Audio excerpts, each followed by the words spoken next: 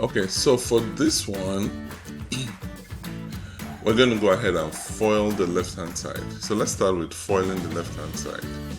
So this is going to be sine theta multiplied by cosecant theta.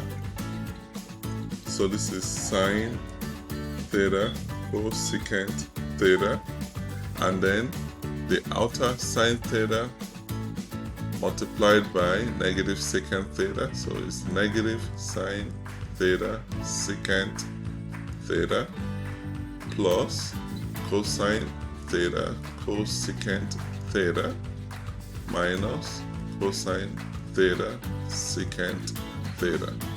Alright, so now we'll go ahead and just simplify.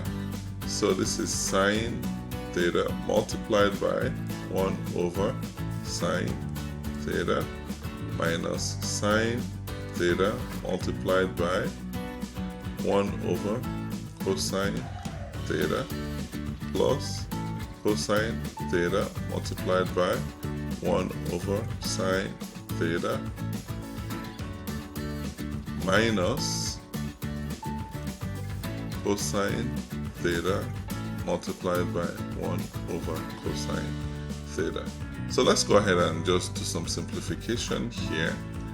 So sine theta divided by, so this is going to be 1 minus sine theta multiplied by 1 over cosine theta, that is tan theta, cosine theta multiplied by 1 over sine theta, this is going to be cotangent theta, and then cosine theta multiplied by cosine theta minus 1.